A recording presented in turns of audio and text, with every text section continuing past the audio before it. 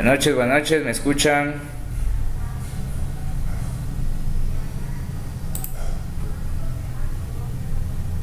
Gracias, gracias. Bueno, vamos a empezar por el respeto de ustedes y por el mío. La sesión de hoy estamos iniciando el módulo educativo, el módulo donde vamos a estar aprendiendo cosas de ejercicio y entrenamiento, cosas enfocadas al fitness, a poblaciones especiales, a acondicionamiento físico básico. La sesión de hoy está compuesta por zonas de entrenamiento. Es la primera clase, es lo básico que tenemos que saber antes de empezar un programa de entrenamiento. Van a ser pues 12 sesiones, una sesión en cada semana. Las personas que no estén o que no puedan acudir a las sesiones educativas, pues se va a estar grabando el video y posteriormente se estará subiendo a la plataforma de YouTube con un link para las personas que solo estén en el grupo.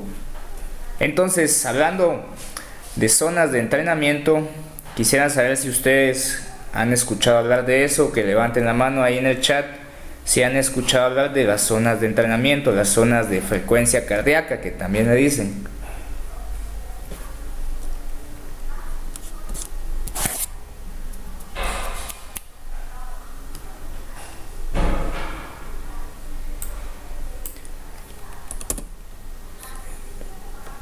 Nadie, ok. La agenda de hoy, pues vamos a ver 4 aspectos básicos, que son las zonas de entrenamiento, a qué hacen énfasis, las escalas de esfuerzo percibido tanto para el gimnasio, para entrenamiento de fuerza, entrenamiento de resistencia, o a las escalas de esfuerzo también para entrenamiento aeróbico. Cómo es que calculamos estas zonas, cómo es que hacemos las diferentes frecuencias cardíacas en base a cálculos sencillos. Y lo más importante, que es a donde tenemos que llegar hoy, cómo sabemos cuándo debemos de parar nuestro entrenamiento, cuándo sabemos decirle ya no. El cuerpo nos está avisando que ya no es saludable estar siguiendo en esa intensidad, y pues eso es lo que vamos a estar tratando hoy.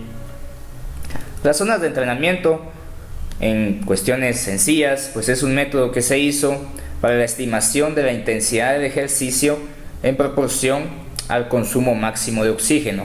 Aquí tenemos 2 cuestiones importantes, que es la intensidad del ejercicio, y es ahí donde empieza a verse la importancia de un entrenador, especialmente si son poblaciones especiales. Poblaciones especiales es todo aquel grupo de personas que tiene una condición en específico que la hace tener un entrenamiento diferente, que la hace tener cualidades específicas por las cuales el ejercicio debe ser aplicado de manera diferente. Una forma de manipular el ejercicio, si lo estás viendo como un fármaco que se puede prescribir tanto en dosis, en frecuencia, en cantidad, ¿no? Una pastilla de lansoprazol, por ejemplo, decimos vas a tomar una media hora antes del almuerzo, media hora antes de cena, como quieras, 3 días a la semana. Lo mismo pasa con el ejercicio. Cuando queremos tener unos cambios específicos que de verdad introduzcan al ejercicio como un fármaco, lo tenemos que prescribir con 1, intensidad, 2, volumen, 3, frecuencia y 4, densidad. Hoy vamos a ver 2 aspectos importantes, uno más que el otro, que es la intensidad de ejercicio. Cuando nosotros hacemos énfasis a intensidad, tenemos que hablar primero a qué parte del ejercicio nos queremos enfocar. Tenemos las 4 cualidades básicas de las que depende un ser humano para desarrollar todas sus actividades diarias. La primera, la fuerza. ¿Qué tan fuerte es una persona? La fuerza la definimos como la cantidad de movimiento o de estrés o de tensión que podemos generar en nuestro cuerpo, ¿no? Si levantamos 10 libras, por ejemplo, estamos usando la cualidad física de la fuerza. Esta a su vez se puede subdividir en muchos otros tipos. En otra clase vamos a estar viendo qué tipos de fuerza hay. La segunda cualidad física es la resistencia, la capacidad que tenemos de aguantar la fatiga. También hay muchos tipos de resistencia y dependiendo de cuál estemos usando, vamos a estar usando el combustible, lo que llamamos los macronutrientes, los carbohidratos, los lípidos, las proteínas, cómo se usan todas estas para producir el combustible del ejercicio. La tercera cualidad física, la flexibilidad, algo que hoy en día está muy olvidado, pero que también es importantísimo entrenarlo. ¿Por qué la flexibilidad? Porque si alguien no entrena la flexibilidad, va a producir una tensión en los músculos de más. Vladimir Janda fue un médico, el padre de la medicina física. La medicina física es aquella parte de la medicina que se encarga de los trastornos musculoesqueléticos, entre otros. Es como que si juntáramos a un fisioterapeuta con un médico. Eso es la medicina física, es una ciencia, una especialidad de la medicina que no tiene mucho tiempo, unos 100 años tal vez. Y pues Vladimir Janda es el padre de esta ciencia, es el que empezó a introducir, el que empezó a estudiar por medio de biopsias, ¿no? Le metía una aguja al músculo de las personas deportistas o también de no deportistas y lo empezaba a ver al microscopio. Vladimir Janda se empezó a dar cuenta que habían unos músculos que, aunque no se ejercitaran, se ponían más duros que otros músculos. A estos los llamó tónicos. En el cuerpo humano tenemos aproximadamente 27 músculos tónicos, que son los que nos generan trastornos posturales. Por ejemplo, la joroba de viuda, los pies de pato, las rodillas en paréntesis. Todos esos son trastornos musculares que vienen de los músculos tónicos. Aparte de eso, se empezó a dar cuenta que habían unos músculos que se ponían más aguados si no los empezabas a entrenar. A estos los llamo músculos fásicos. Entre los más comunes, los más principales, los que se han estudiado, encontramos a los músculos glúteos: glúteo mayor, glúteo medio y glúteo menor. Por eso es que vemos muchos dolores de espalda a raíz de que no se entrena el músculo glúteo. Esto tiene factor importante en aquellas personas que se mantienen mucho tiempo sentadas. Por ejemplo, más de 6, más de 7 horas al día en un call center, en un trabajo de oficina, porque estos músculos se van inhibiendo, los músculos fásicos. El músculo se ancla al hueso. Entonces, cuando ese músculo no hace su función, cuando no hace su trabajo, otro músculo es el que tiene que hacer esa función. Y de ahí es que se vienen todos los trastornos posturales. Por esto es la importancia de entrenar la flexibilidad y de tener una evaluación médica antes de empezar cualquier entrenamiento en un gimnasio. Entonces ya tenemos la fuerza, la resistencia, la flexibilidad y la última es la velocidad. La velocidad es la capacidad de desplazarnos en un tiempo determinado de un lugar a otro. Tenemos también muchos tipos de velocidades y esas serían principalmente las 4 cualidades. Si combinamos estas, podemos tener bastantes resultantes, como sería si combinamos la fuerza y la velocidad, tenemos fuerza-velocidad. Si combinamos la fuerza y la resistencia, tenemos cualidades derivadas del atletismo, ¿no? El endurance training, que se dice en inglés, el entrenamiento de resistencia a la fuerza. Y así nos podemos ir sucesivamente combinando en paquetes estas 4 principales cualidades básicas. Para el entrenamiento, bien sea de poblaciones especiales, o si no estás en una población especial, si estás haciendo el ejercicio por salud o por meramente estar semi-amateur, si no tienes una enfermedad pero sí haces el ejercicio constantemente, te tienes que enfocar a estas 4 cualidades básicas. La intensidad se puede aplicar en cada una de estas. Si te hablo de intensidad en fuerza, te estoy hablando qué tan pesado está el trabajo. Si yo pongo una mancuerna de 10 libras, no es lo mismo a que estés levantando una mancuerna de 60, de 70, de 40 o discos, ¿verdad? No es lo mismo levantar un disco de 35 o a levantar 3 discos de 35 libras. Es más intenso. Eso se refiere respecto a la cualidad de la fuerza. Si medimos intensidad en cualidad de resistencia, estamos haciendo énfasis a qué tan cansado está el ejercicio. Ahí es donde entra la frecuencia cardíaca y las zonas de entrenamiento. Entre una persona hace un entrenamiento de resistencia más veloz, más exigente, es más intenso el ejercicio. Si yo me voy a flexibilidad, la intensidad la voy a medir en los segundos y en el nivel de estiramiento que esté produciendo mi articulación.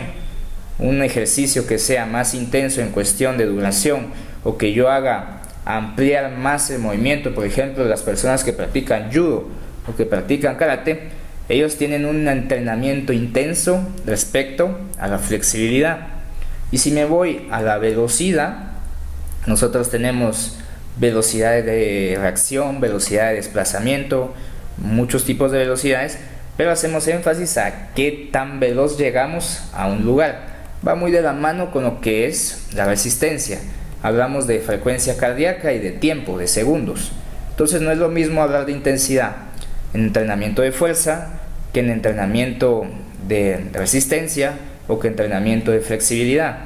Por eso es que a veces, por ejemplo, cuando vamos a hacer un determinado ejercicio y llevamos tiempo de no hacerlo o nos estamos introduciendo a un nuevo deporte, a veces las piernas no las sentimos cansadas, sino que es más el cansancio que tenemos a nivel cardiovascular, nos sentimos fatigados. Eso es porque son dos cualidades diferentes, no se pueden comparar. No puedes comparar el entrenamiento que tenés en fuerza al entrenamiento que tenés en resistencia, al entrenamiento que tenés en flexibilidad. Si alguien va al gimnasio mucho tiempo y se olvida de entrenar la flexibilidad, cuando vaya a hacer ejercicio, cuando vaya a jugar fútbol, por ejemplo, se va a dar cuenta que ha perdido cierto nivel de desplazamiento o cierto nivel de agilidad. Esto es debido a que no está entrenando la flexibilidad, solo está entrenando la fuerza.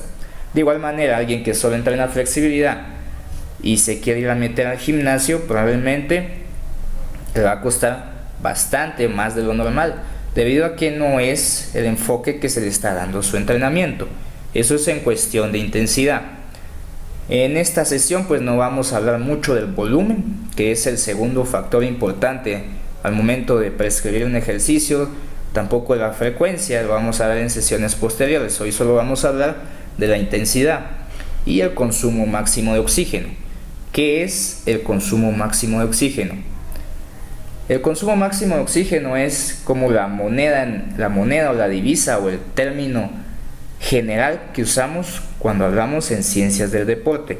Es la cantidad de oxígeno que le llega a un músculo para producir trabajo mecánico. Entre más oxígeno le llega a un músculo, más capacidad va a tener de producir energía y más capacidad va a tener de producir movimiento y te vas a cansar menos. Vamos a ver por qué el consumo máximo de oxígeno en las últimas décadas ha tomado bastante importancia, en especial en enfermedades cardiovasculares. Para hablar del consumo máximo de oxígeno tenemos que hablar del sistema cardiopulmonar, de los pulmones y del corazón. Antes de esto te quiero introducir a lo que es la calorimetría. La calorimetría es la ciencia que estudia la cuantificación de calor que se produce en un cuerpo. ¿Por qué es importante esto en el ejercicio y en ciencias del deporte? Hemos descubierto que mediante la cuantificación de calor que se puede manipular cuánto calor está produciendo tu cuerpo, podemos determinar qué tan intenso está haciendo un ejercicio.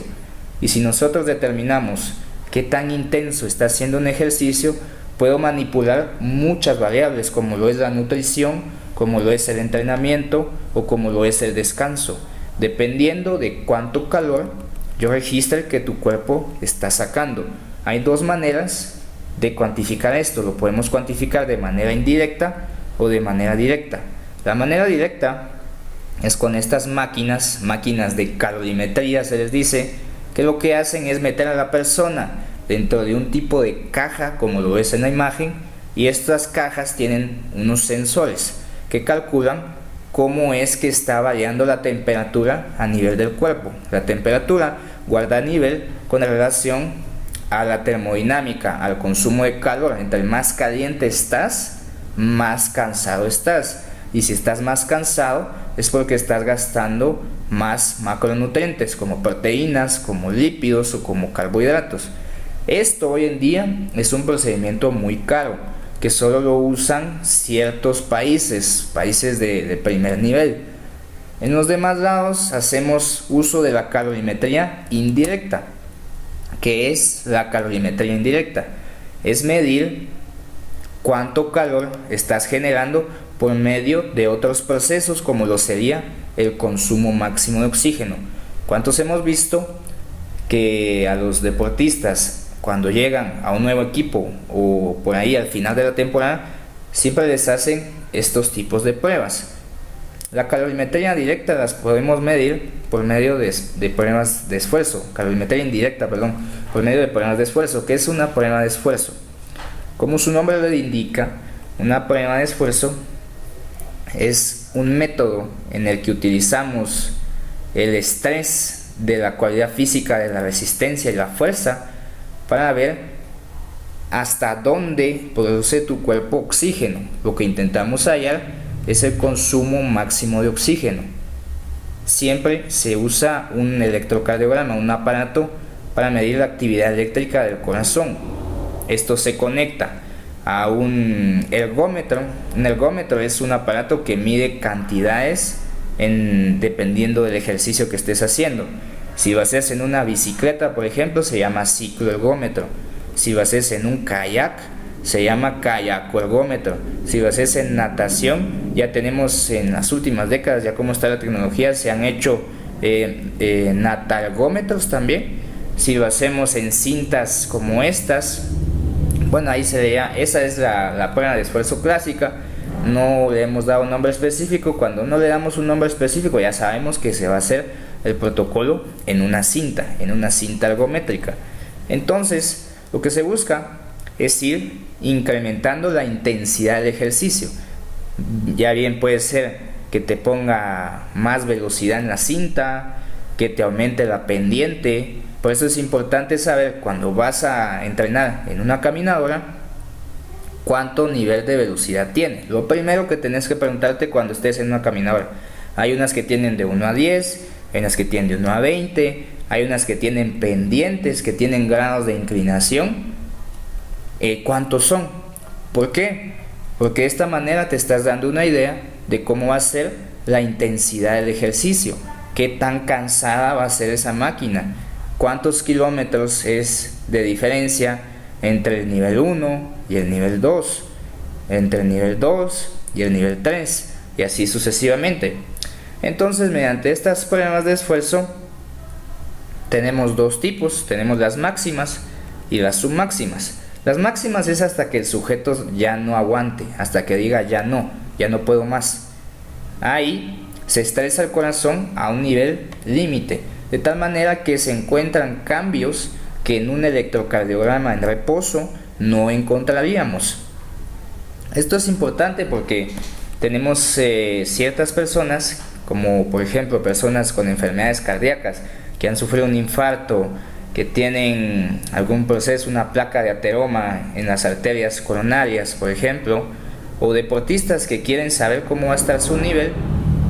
Según el Colegio Americano de Medicina del Deporte, lo que nos indica es que todo deportista de alto nivel, o toda persona que no sea deportista pero que va a entrenar a un nivel de intensidad alto, tiene que tener una prueba de esfuerzo. Eso es lo que indican las guías. ¿Para qué es esto? Para ver si tu corazón está funcionando bien. Si haciendo ejercicio no vas a presentar alguna complicación, como por ejemplo un bloqueo, una arritmia, que te pueda llevar a lo que conocemos como muerte súbita en el deporte. Hay muchos casos de deportistas que incluso por ser deportistas y por tener prueba de esfuerzo, a veces pasa que tienen un evento cardíaco en el momento de hacer ejercicio. Esto aún con prueba de esfuerzo normal. Esto es debido a las intensidades tan altas que ellos manejan y entre muchos otros factores. La muerte súbita cardíaca tiene muchas etiologías, muchas causas, pero un factor que puede prevenir esto es una prueba de esfuerzo. También ya hemos visto casos de deportistas en los que debido a la prueba de esfuerzo les es prohibido competir, debido a la alta probabilidad de que pasen una muerte mientras están haciendo ejercicio. En poblaciones especiales, si tenés diabetes, hipertensión, osteoporosis, una enfermedad pulmonar, un infarto, las guías dicen que lo más indicado es que se te haga una prueba de esfuerzo, siempre que vayas a hacer un entrenamiento de alta intensidad. Y yo te diría que depende. Si lo vas a hacer sin supervisión, tendrías que ir valorando poco a poco y conocer cuáles son los síntomas que has tenido. Si has tenido un dolor en el pecho, si has tenido mareos, fatiga, hinchazón en los pies, cosas que se ven con el chequeo médico. Entonces, cada caso es individualizado. Si yo veo en la consulta a alguien que no me va a hacer alta intensidad al principio, que solo me va a hacer intensidad entre baja y media, pues podemos ir viendo un programa de entrenamiento que sea seguro entre esas dos intensidades. Por ahí en la clínica podemos pedirles una prueba de esfuerzo submáxima que no la lleve a tener un estrés tan alto y que solo me diga si el corazón de esa persona está apto para entrenar entre ciertos límites de frecuencia cardíaca. Claro que si te querés hacer una prueba de esfuerzo teniendo alguna de estas características, pues tampoco está mal. Entre más estudios tengamos al momento de hacer ejercicio, mejor. Idealmente, en un mundo en el que todo fuera color de rosas, pues nosotros pidiéramos una prueba de esfuerzo a cualquier persona que estuviera en un programa de ejercicio. Sin embargo, debido a los costos que tienen estos, no es muy accesible. Una prueba de esfuerzo está entre los 2.500 y los 2.000 quetzales y solo la hace, si es máxima, solo la hace un cardiólogo. Si es un máxima, ya podemos entrar a los profesionales de ciencia del deporte, en donde no usamos un electrocardiograma. Vamos a ver entonces un poco de fisiología pulmonar del ejercicio, cómo es que los pulmones empiezan a interactuar en un estado en el que están en reposo a comparación de un estado en el que están haciendo ejercicio. Sabemos que el ejercicio pues es un estresante a nivel metabólico, y si queremos hablar de consumo máximo de oxígeno, pues tenemos que saber cómo funcionan los pulmones. Ahí te pongo una gráfica en donde te dice cuántos litros de oxígeno nosotros tenemos en nivel de reposo, en nivel en donde no estamos haciendo ejercicio. La primera columna de la izquierda, donde está el 6, te dice cuánto es más o menos la cantidad de litros que nosotros tenemos si no estamos haciendo ejercicio. 6 litros por minuto. A la derecha, la columna de la derecha, donde está el 0.5, te habla de cuántos litros por respiración estás consumiendo en los pulmones, más o menos 0.5. Si nos vamos a la fila de abajo, donde dice Maximal Exercise, donde está el 192, eso es cuando estás haciendo un ejercicio a máxima intensidad. Ahora, cuando ya hablamos de intensidad, ya sabes a qué nos estamos refiriendo. Es decir, qué tan cansado está tu corazón al momento de hacer ejercicio. Fíjate la diferencia que hay entre el 6 y el 192. Es una diferencia, un incremento de 32 veces lo que produce en comparación a tu estado en reposo. Y si nos vamos a la cantidad de litros por cada respiración que tenés, hay un incremento de 8 veces lo normal. Es un cambio bastante significativo en cuestión a lo que estabas haciendo en reposo. Aquí te traigo una gráfica de lo que es el consumo máximo de oxígeno y cómo es que se hace una prueba de esfuerzo.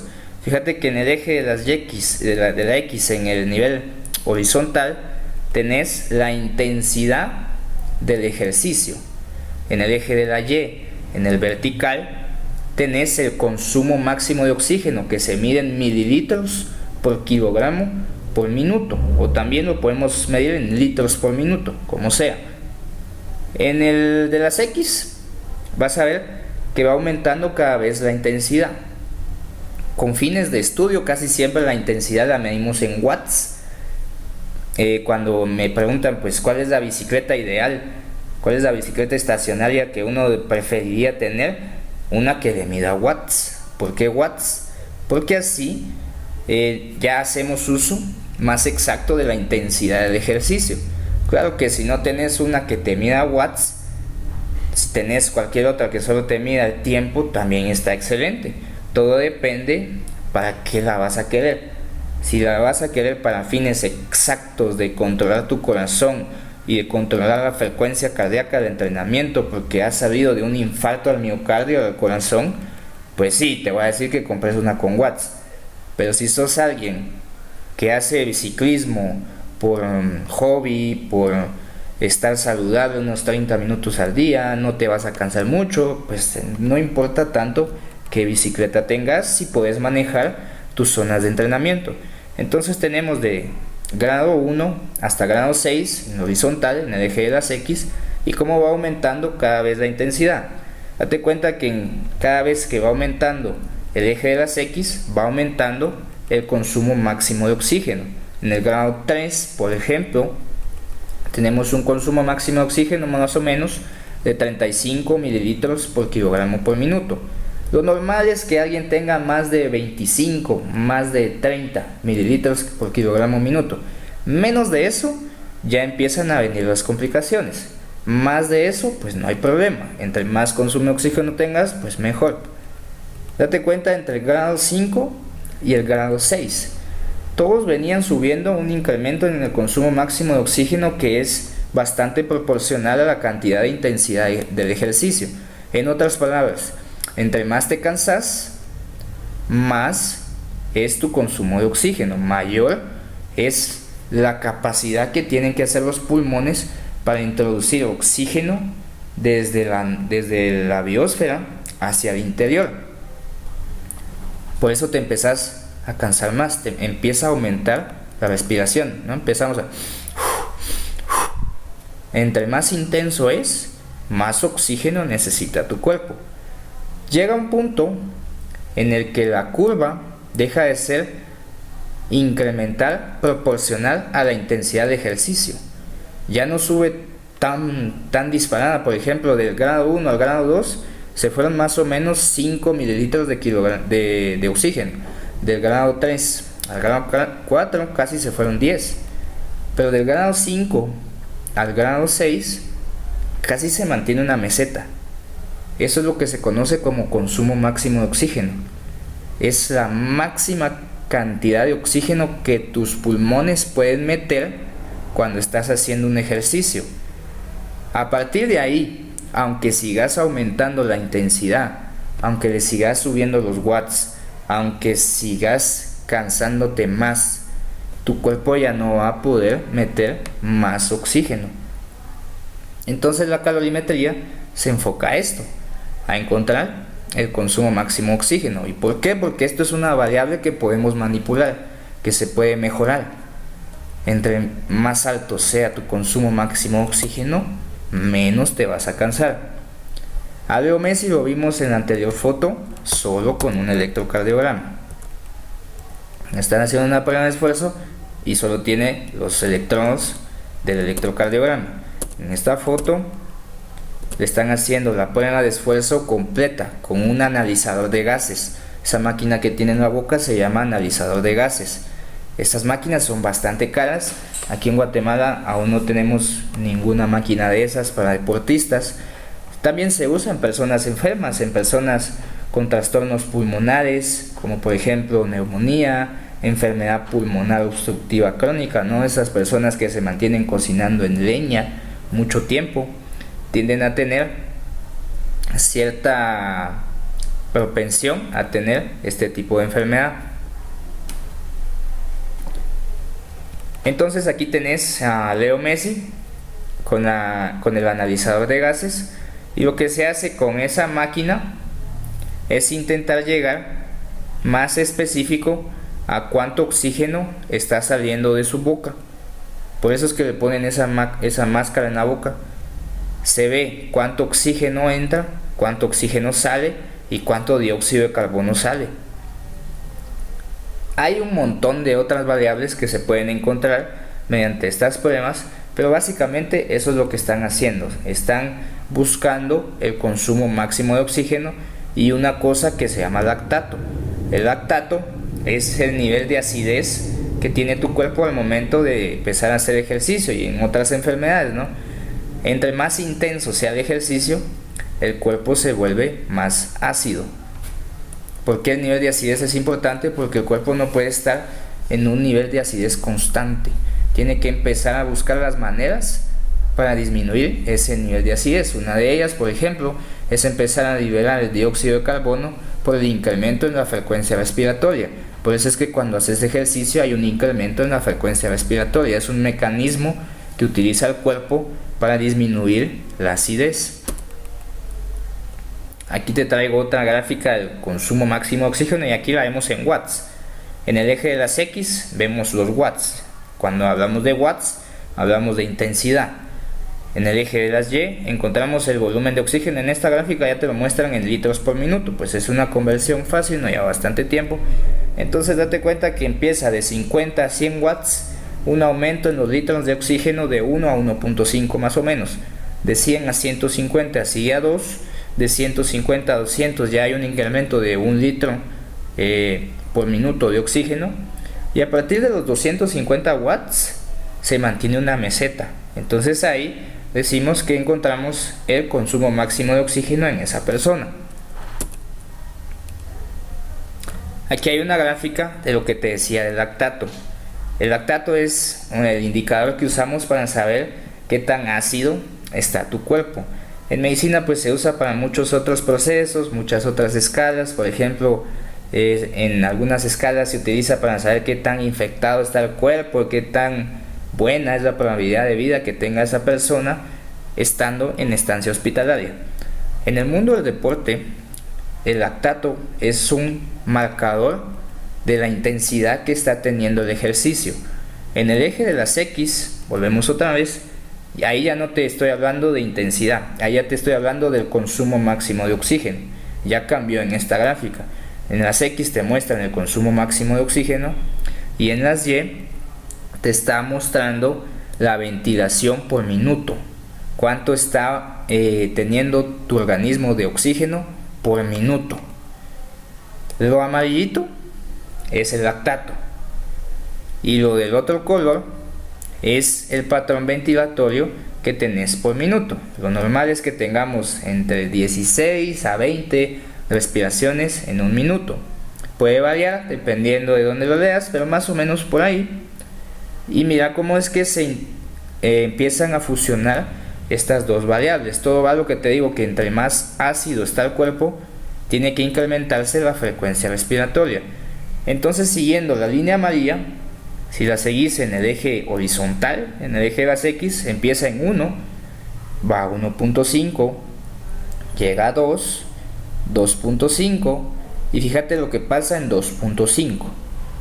A pesar de que la frecuencia respiratoria aumentó en la línea como que naranja, algo así, a pesar de que aumentó ahí, el lactato no había incrementado tanto.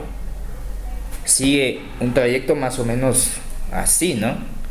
Pero a partir de 2 en lactato, mira cómo se incrementa exponencialmente hasta casi alcanzar el nivel de ventilación por minuto. Esto es lo que se conoce como punto de quiebre del lactato. Cuando un deportista llega a este punto de quiebre, es el punto en el que el organismo ya no puede sacar todo el lactato que le estás metiendo. Ya la intensidad del ejercicio llegó a un nivel en el que ya no se puede eliminar todo. ¿Y esto puede seguir así? No. Hay un nivel en el que se tiene que detener. Y el cuerpo nos lo hace saber por medio de 1, calambres, 2, vómitos, 3, mareos, cuando ya el lactato es muy alto. Hay un punto en el cual se llegan a estabilizar las dos variables, eso sí. Fíjate que el lactato puede llegar hasta 10. En el hospital, pues ya, si vemos un lactato mayor de 2, pues ya nos estamos asustando. Pero mira, los deportistas pueden llegar, hemos visto hasta lactatos de 30 cuando hacemos una prueba de esfuerzo y no pasa nada. Esto es por los niveles de adaptación que tiene un deportista. Puede seguir subiendo el lactato, sí, pero llega a un punto en el que sube exponencialmente. Por ejemplo, en el 2.5, de 2.5 a 3 podemos decir que ahí se encontró el punto de quiebra del lactato. El punto de quiebra del lactato, si hacemos una línea horizontal, lo podemos hacer coincidir con el aumento de la frecuencia respiratoria. Y este a su vez lo podemos hacer coincidir con el consumo máximo de oxígeno. O sea, que el consumo máximo de oxígeno tiene cierta relación con el nivel de acidez que tenga tu cuerpo. Aquí te traigo otra gráfica de cómo es el comportamiento de consumo máximo de oxígeno en diferentes poblaciones. En el eje de las X te pongo el consumo máximo de oxígeno en litros por minuto, y en el eje de las Y te pongo el nivel de frecuencia cardíaca, de gasto cardíaco, de cuánta sangre está saliendo de tu corazón en una determinada intensidad de ejercicio. Hablar de consumo máximo de oxígeno, estamos hablando de intensidad. Entonces, en amarillo tenés a estudiantes que son sedentarios, que no hacen nada, que solo van a estudiar. En celeste tenés a estudiantes sedentarios que empezaron a tener un programa de entrenamiento. Y en morado tenés a los atletas fondistas, atletas que hacen maratones, que hacen 21 kilómetros, que hacen 10 kilómetros, que son los atletas que tienen mayor consumo máximo de oxígeno. En un momento vamos a ver por qué. Entonces mira la curva amarilla en comparación a la curva morada. Es un incremento brutal en lo que respecta a consumo máximo de oxígeno. Mientras los atletas pueden llegar hasta 5 litros por minuto, los sedentarios solo llegan a 2.5 litros por minuto. Y los sedentarios que empezaron a hacer un programa de entrenamiento llegaron hasta 3 litros por minuto. Cambios que produce el ejercicio, el organismo con un periodo de entrenamiento, es aumentar el consumo máximo de oxígeno. Aquí tenemos otra gráfica. En amarillo igual tenemos a los atletas sedentarios. En morado tenemos a los deportistas, y en celeste los sedentarios pero que se metieron a un deporte. Igual con el consumo de oxígeno y con el nivel de frecuencia cardíaca. Si te vas dando cuenta, entre más va aumentando tu frecuencia cardíaca, la frecuencia cardíaca es ese nivel de cansancio, ese nivel de excitabilidad que tiene tu corazón. Entre más alta es la frecuencia cardíaca, más está bombeando tu corazón sangre a todo el cuerpo para que llegue oxígeno.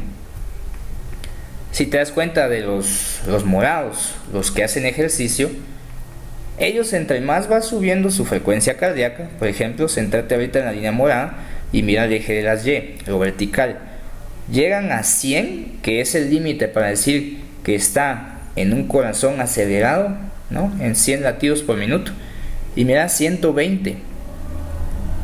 Su consumo máximo de oxígeno es más o menos de 2.5, y entre más aumenta su frecuencia cardíaca, más aumenta su consumo de oxígeno, pero de una manera sostenida. Mira lo que pasa con los sedentarios. De 100 a 140, su consumo máximo de oxígeno solo subió 0.5. O sea que ellos se cansaron más en menos tiempo. Eso es lo que te está diciendo esta gráfica. Y pudieron llegar de 140 a 180, que ya es un nivel bastante alto, ya es una persona que está cansada, y solo aumentó otro 0.5 de consumo de oxígeno. O sea que se cansó más y su cuerpo le empezó a pedir más oxígeno, pero ya no daba. Por eso es que la línea amarilla se detiene antes que la línea moradita, porque esa persona se cansó mucho tiempo antes. ¿Por qué es importante el consumo máximo de oxígeno? Ahí te pongo la tabla de los valores que tienen diferentes tipos de poblaciones. De la mitad para abajo aparece la población con alguna enfermedad o que está sedentaria. Si miras los pacientes que están posinfartados, mira su consumo máximo de oxígeno está en 22 para los hombres y 18 para las mujeres. Las personas con una enfermedad pulmonar severa, por ejemplo pacientes post-COVID, en 13. En 13 su consumo máximo de oxígeno.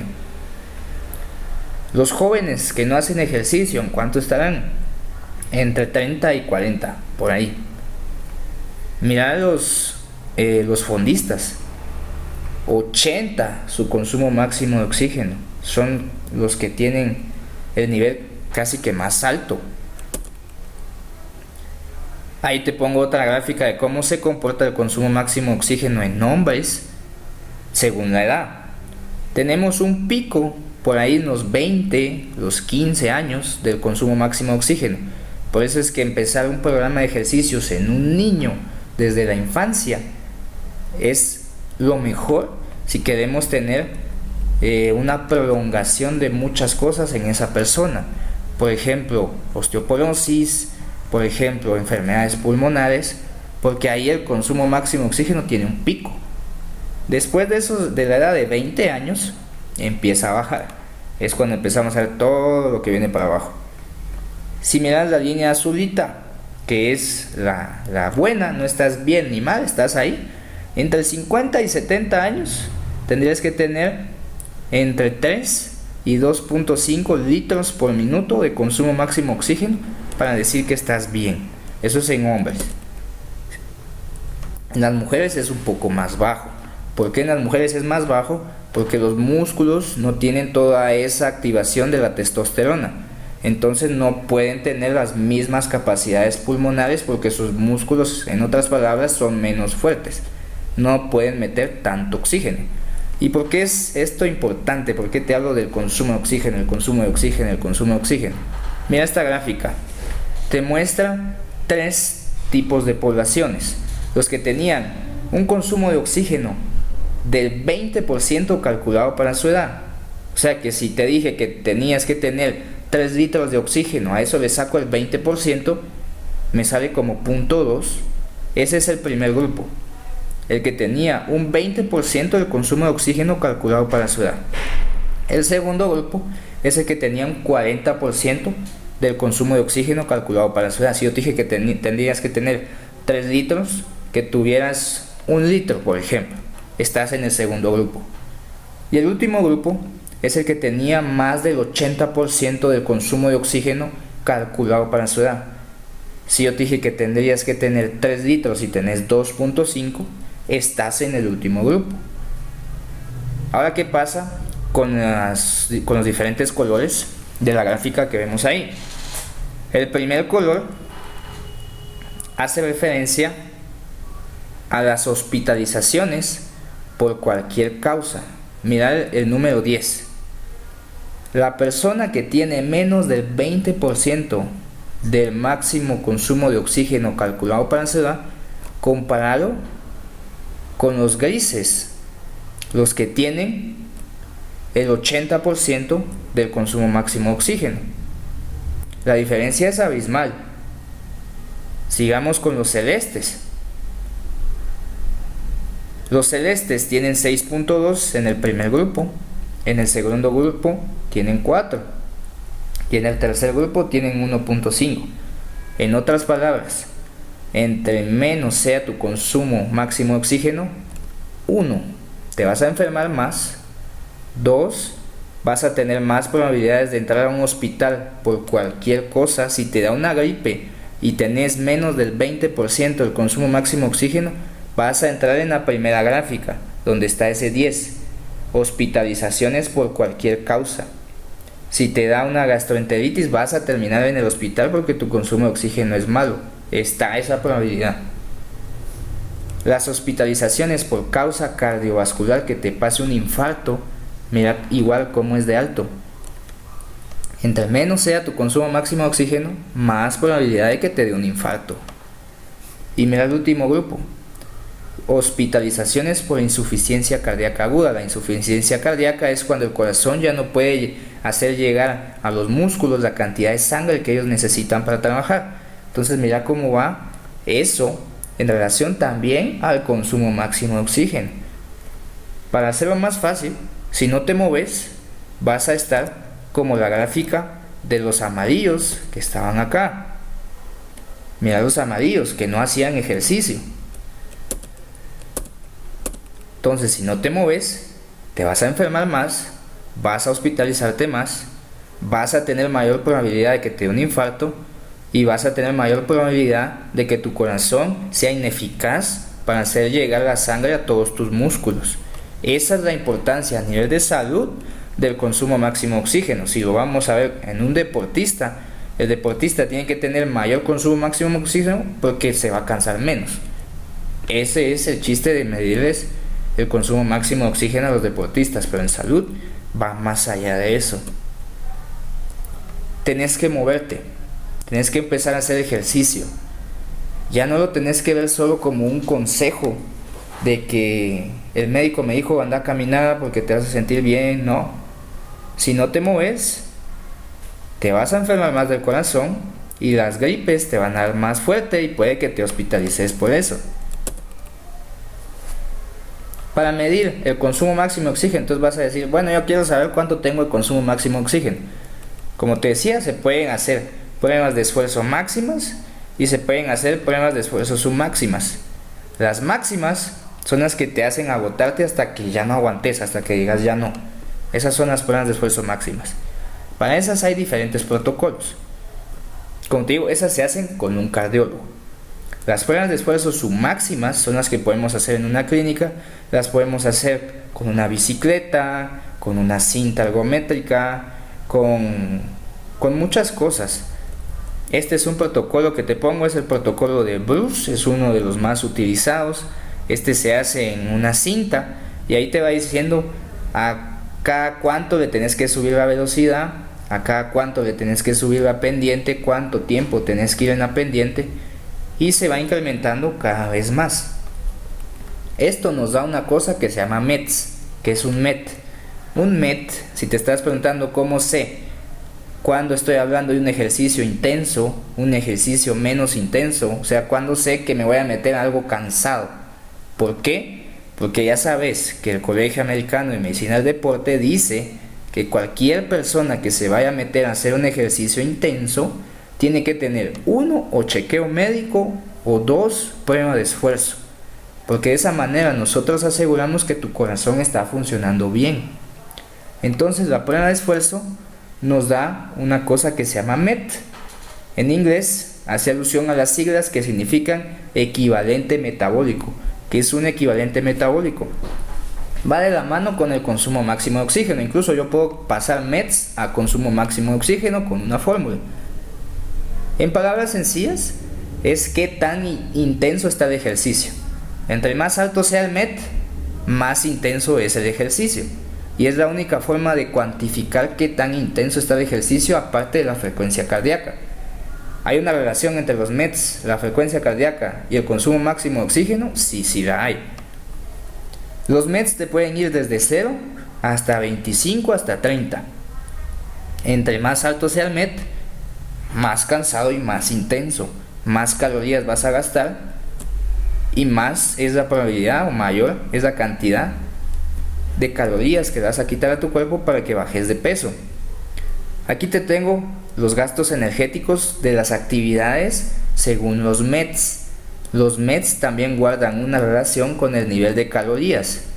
O sea, que si yo me pongo a hacer una actividad de 5 METs, esos 5 METs me representan, según el tiempo que yo haga ese ejercicio, un nivel de kilocalorías. Es así como se trabaja la nutrición deportiva, es así como se trabaja los bariatras, por ejemplo, hacen un cálculo bien específico de esto. Entonces mira, la bicicleta, cuando lo haces a alta resistencia, por eso es que tienes que ver tu bicicleta también, qué tipo de bicicleta tenés. Si es una bicicleta que no te va a cansar, entonces no me estás haciendo muchos METs. Y si no me estás haciendo muchos METs, probablemente tu consumo de oxígeno no va a aumentar mucho. Cuando yo hago 2 horas de un ejercicio de 14 METs, voy a gastar 2000 kilocalorías. Para que te hagas una idea, una persona entre 1,60 y 1,65 que pese más o menos 180 libras, para que empiece a perder peso, tiene que tener una actividad física que la haga perder por lo mínimo unas 300 a 500 kilocalorías. Esto aunado a una dieta que lo haga perder otras 500 kilocalorías. Entonces mira, si haces 2 horas de uno de 14 METs, estás perdiendo 2000 kilocalorías. Esto de las kilocalorías, y van a decir, entonces me pongo a hacer un ejercicio de altos METs por mucho tiempo. Pues que tampoco es así, porque la mayoría no tenemos 2 horas para estar haciendo bicicleta, porque no solo es perder esas 2 horas, es cambiarte, es bañarte y muchas cosas más. La mayoría solo tienen 45 minutos. Y entonces ahí vienen las estrategias de entrenamiento. ¿Qué MET te pongo para empezar a hacer una pérdida de peso de acuerdo a todas las posturas que tengas, todas las alteraciones posturales, todas las enfermedades que tengas? Y es ahí donde se viene la ciencia del entrenamiento. A la derecha tenés las actividades de los METs.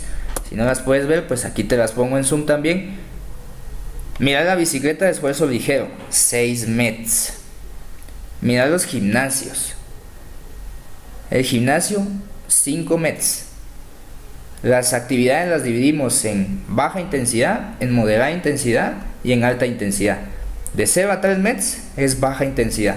De 3 a 6 METs es mediana intensidad. Más de 6 METs es alta intensidad. O sea que todo lo que hagas encima de 6 METs tiene que tener un chequeo médico. Sí. ¿Tiene que tener una prueba de esfuerzo? Depende del criterio del médico que te esté evaluando. Gimnasio, 5 METs. El gimnasio es una actividad moderada. Una actividad moderada. No es alta intensidad. El que se canse yendo al gimnasio es porque su consumo de oxígeno va a estar muy bajo.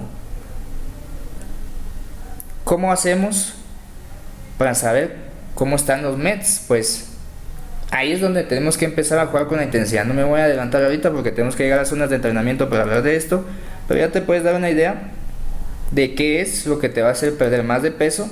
El ejercicio que tenga más METs.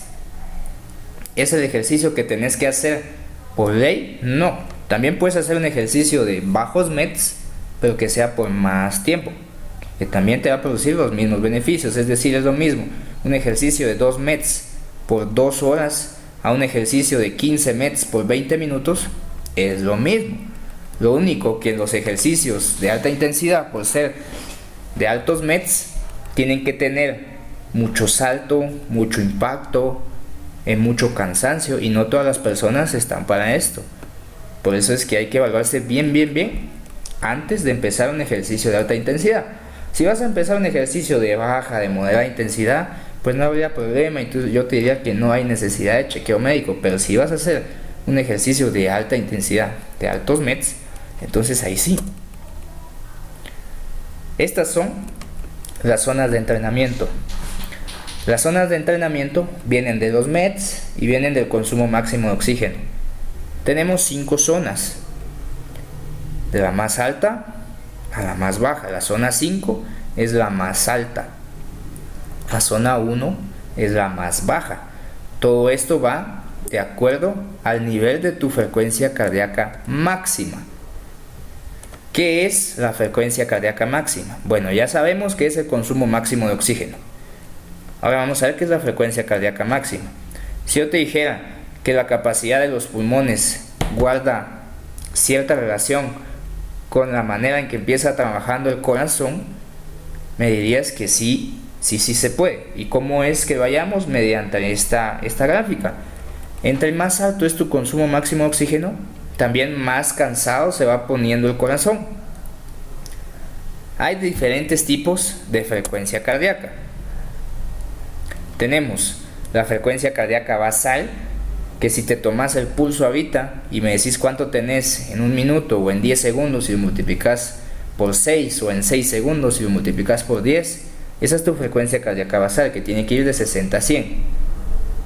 La frecuencia cardíaca máxima, tenemos bastantes fórmulas hoy en día para sacarlas. ¿Cuántas tenemos? Tenemos entre 40 y 50 fórmulas para sacar la frecuencia cardíaca máxima. La más famosa es la de Tanaka, 220 menos la edad. O sea que si yo tengo 20 años, 220 menos 20, 200. Esa es mi frecuencia cardíaca máxima. ¿Hasta dónde va a llegar a latir mi corazón? Sin producir ningún cambio mortal, sin producir alguna complicación. O sea, ya no va a poder latir más veloz. Esa es la frecuencia cardíaca máxima. La frecuencia cardíaca reserva, esa la sacamos. La frecuencia cardíaca máxima menos la frecuencia cardíaca basal. ¿Para qué me sirve esto? La frecuencia cardíaca reserva es como que si yo le dijera a mi corazón cuánto te queda en el tanque si yo te exijo al 100. Si yo estoy en un 80% de mi intensidad, si yo te exigiera al 100, ¿cuánto te queda? Eso es la frecuencia cardíaca reserva. La frecuencia cardíaca reposo es la frecuencia que tenés cuando te levantás, cuando estás durmiendo, cuando te levantás a la primera hora de la mañana. Esa es la frecuencia cardíaca reposo. No es lo mismo que la basal, porque cuando ya estás despierto, como veremos más adelante, uno de los factores que influyen en la frecuencia cardíaca es el sistema simpático, el sistema que hace estimular la lucha o huida, que te hace aumentar los latidos del corazón. La frecuencia cardíaca en reposo cambia porque ahí no estás teniendo mucha influencia de tu sistema nervioso simpático.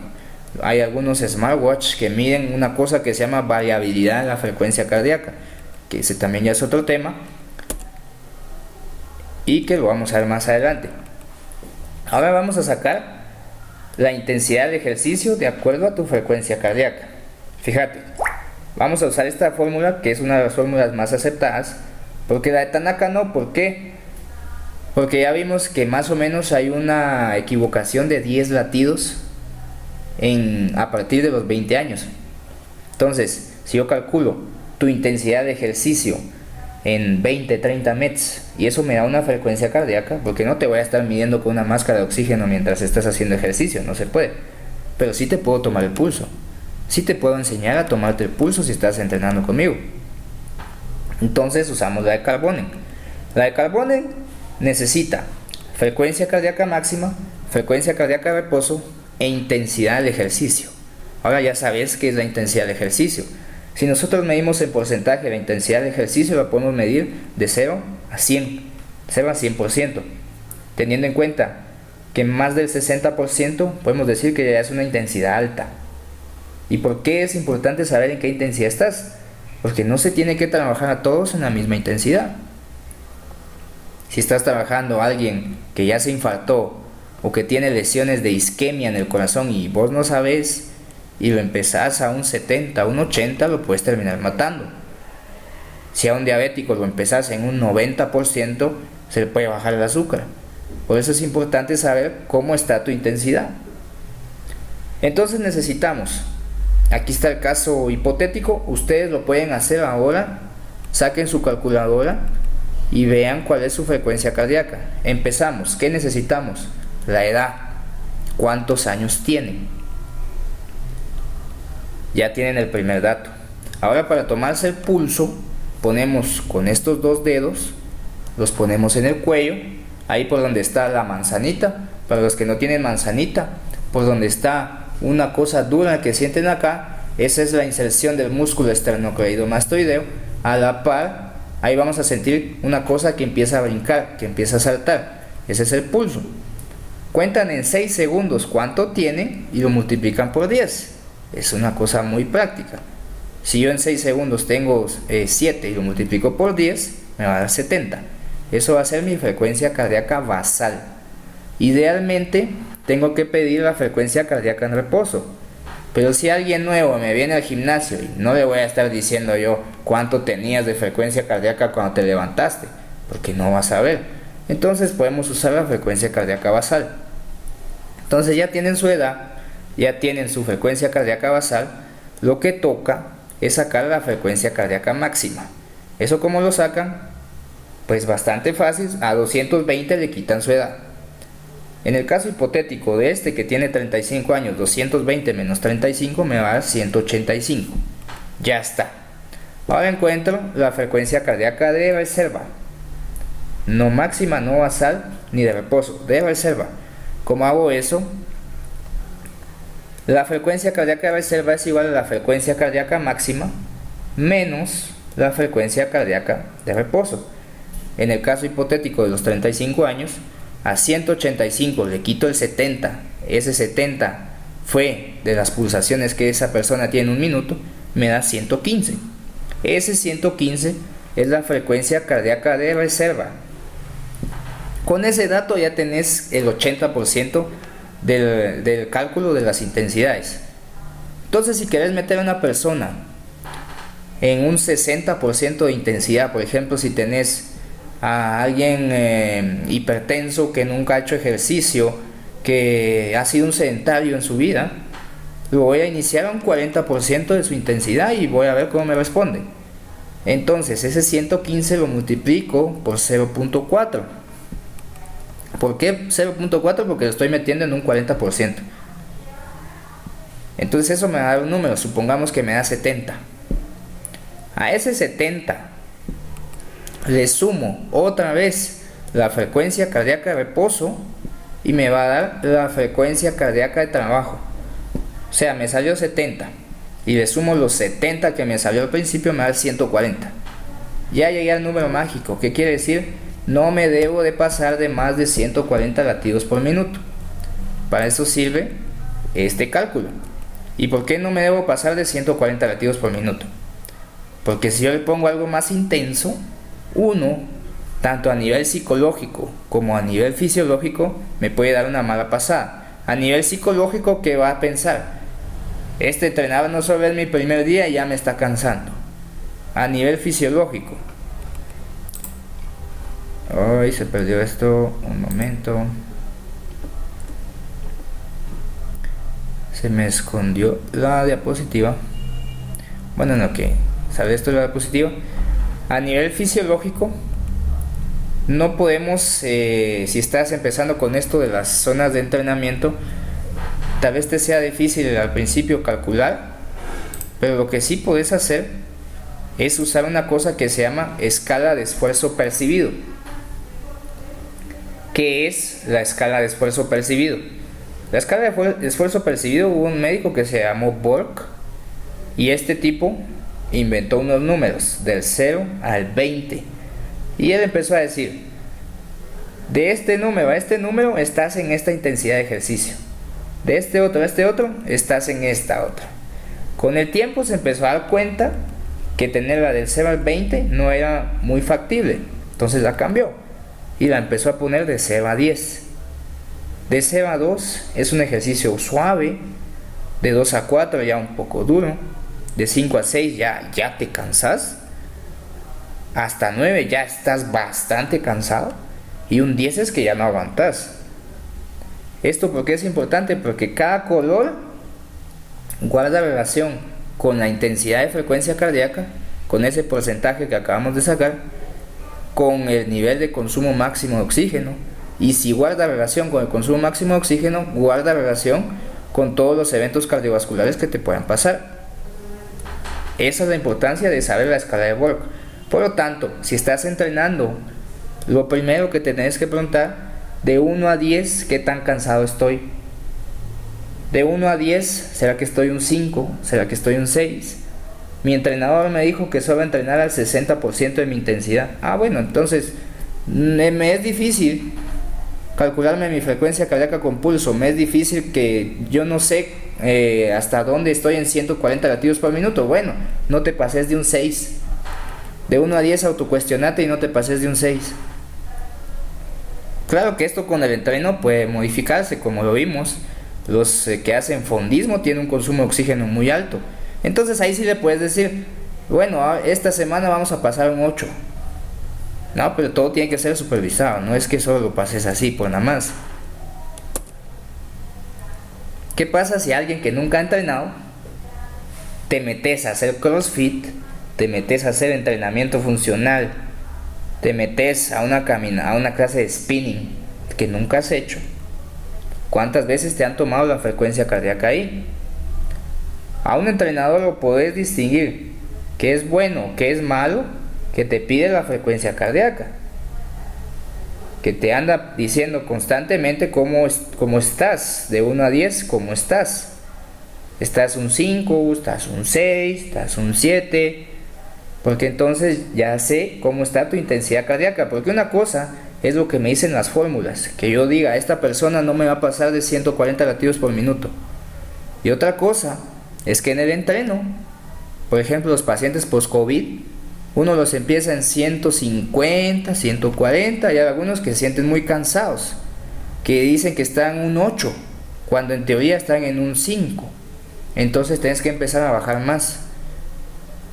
Entonces no es una ciencia 100% exacta. Sí puedes usar la escala de Borg, que también es muy buena. Aquí te traigo como era antes, de 6 a 20. Pero para una persona pues era más complicado decir estoy un 12, estoy un 13. Es más fácil decir estoy en un 6, estoy en un 7. Entonces vas a terminar cansando a una persona, o te van a terminar cansando, y te vas a sentir frustrado, te vas a sentir desesperado, ¿no? Es más práctico empezar por zonas muy bajas y ir incrementando. Hay otras técnicas, hay otros tipos de entrenamiento donde tenemos periodos de alta intensidad, pero con poquito tiempo, por ejemplo 10 segundos. Y los alternamos con periodos de mediana intensidad con ejercicios de 3 a 6 METs. Y después le metemos ejercicios de 0 a 2 METs. Eso sí puede servir. Eso se llama HIIT, entrenamiento intermitente de alta intensidad. Lo vamos a ver en otra clase. En cuestión de las pesas, ¿cómo vas a saber cuando algo está muy pesado? Bueno, están las escalas Omni-Res, que las tienen casi todos los gimnasios, pero ningún entrenador las usa porque no saben cómo se usa. Pero son estas, si has visto estas imágenes en los gimnasios, son estas. Es lo mismo que la escala de Borg, de 0 a 10. ¿Cómo vas a saber si te acordás que te dije que la fuerza era una cualidad diferente y que tenía una intensidad diferente? Bueno, mira cómo está levantando las pesas el tipo. De 0 a 3 hizo bien, las levantó bien. En el 6 ya se le quedó a nivel de los ojos, ya no le es tan fácil levantarla. En un 10 ya ni la levantó de la mandíbula, ahí se quedó. Eso es ya que estás en un 10, ya que estás eso ya es muy pesado. Lo mismo lo puedes aplicar con las pesas. Si tenés unas mancuernas y no las levantas ni al principio, ya estás en un 10, es algo muy intenso. Cuando estás entrenando fuerza, no tenés que empezar en pesos muy intensos, sino tenés un periodo de acondicionamiento básico, ¿no? Donde empezamos con 60, 70% de pesos, es decir, es duro, pero no es muy difícil. En los niños, pues también hay en los niños. Tenemos ahí escala de 0 a 10, y ahí lo que más nos enfocamos es en la cara que tiene el niño. Si miras la cara 8, ya está llorando. Entonces cuando un niño ya te llora cuando está haciendo ejercicio, porque ya está bastante cansado, pues. El detalle está que en los niños lo que buscamos siempre son actividades de alta intensidad, porque eso es lo que exige su organismo, tener actividades de alta intensidad, y la tienen que tener todos los días. Si no, pues empezamos con obesidad infantil, con ansiedad, etcétera, etcétera. Vamos a la siguiente. Bueno, entonces la mente también es un músculo y la tenés que entrenar para que se pueda expandir, para que se pueda ejercitar. Las zonas de entrenamiento sirven para que te des cuenta en qué nivel de cansancio estás. Son 5 zonas y las 5 zonas guardan proporción con el nivel de cansancio que vas a tener. La zona 1 va más o menos del 10 al 20% de tu frecuencia cardíaca máxima. La zona 2 va del 20 al 40, la zona 3 del 40 a 60 y así sucesivamente. Para decir que estás en una zona segura, diríamos que estás en una zona 3 para abajo. ¿Cómo sé cuándo estoy en una zona 3? Las zonas 3 tienen una escala de esfuerzo entre 4 y 6. O sea que yo te voy a decir, no te pases de un 6. Pregúntate qué tan cansado estás y no te pases de un 6. Si ya estás en una zona 5, es lo máximo, te voy a decir. De 1 a 10 tienes que llegar a un 10. Si no, no estás haciendo nada. Claro que todo esto tiene que tener su principio y su porqué. No es que solo venga y que te meta en un 10. Entonces eso fue la clase de hoy. Zonas de entrenamiento, intensidad cardíaca, pruebas de esfuerzo. No sé si alguien tenga una duda.